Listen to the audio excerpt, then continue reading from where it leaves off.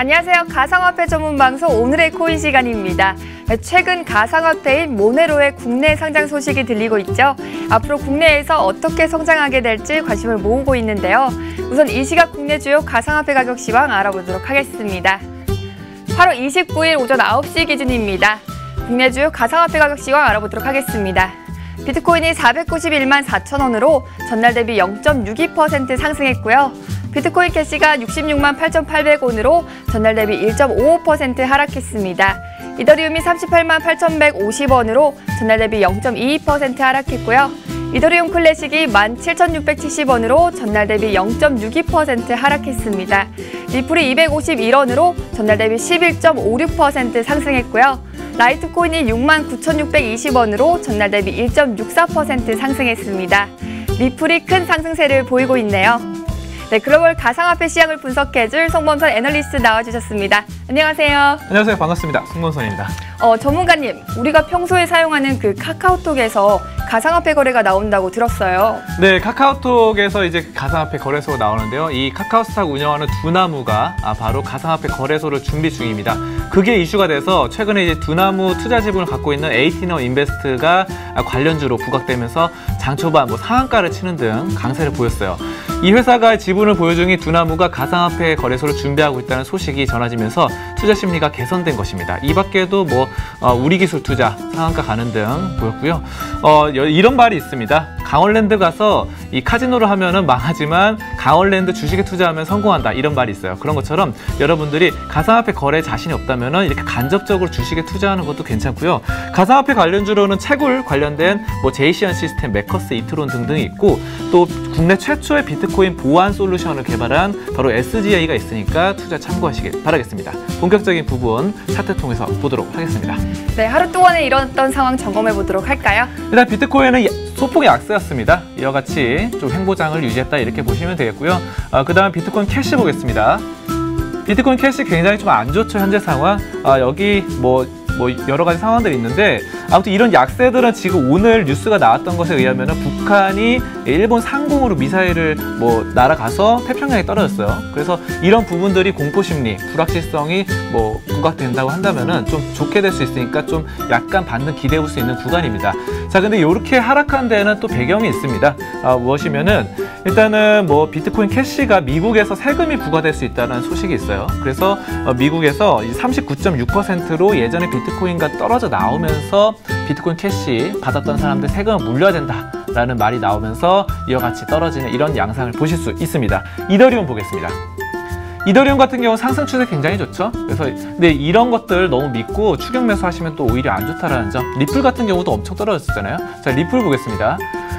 자, 리플도 아까 전에 그랬어요. 그때 엄청나게 올랐다가 계속 약세를 유지했습니다. 하지만 또 너무 골이 깊다 보니까 튀어오르는 이런 양상이고요. 이게 지금 리플이 글로벌 금융사와 함께 제휴를 맺어서 또 파트너십, 또 국가 단위의 프로젝트를 발표한다는 소식 때문에 다시 기대감과 함께 반등에 성공하는 이런 흐름입니다. 여기까지 차트 분석이었습니다.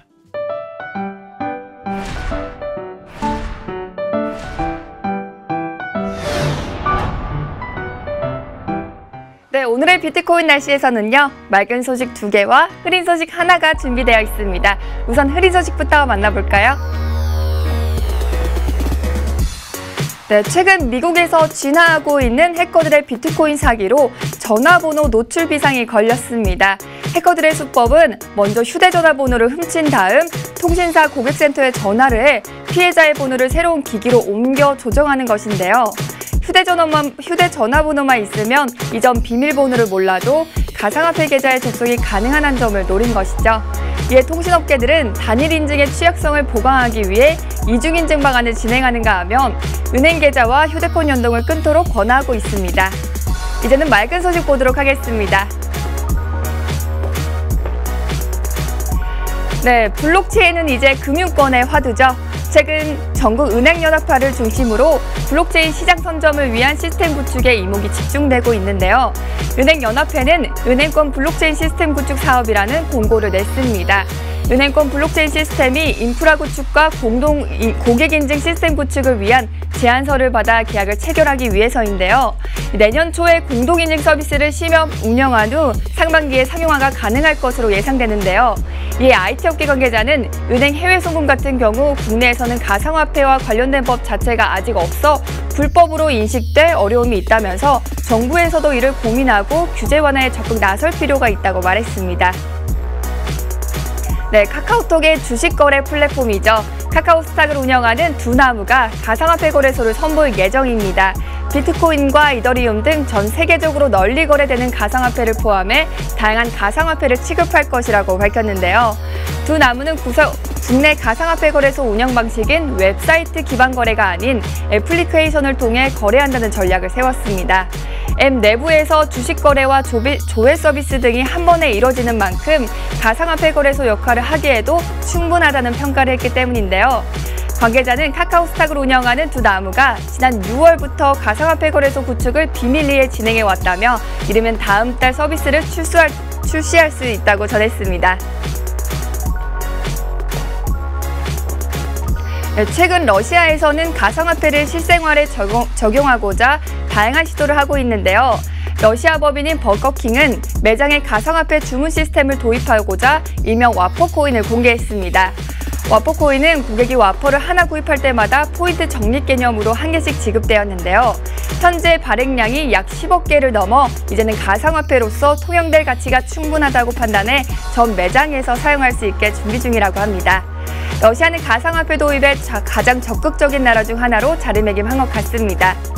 내일도 다양한 소식으로 인사드리겠습니다. 지금까지 오늘의 코인의 고은비치였습니다.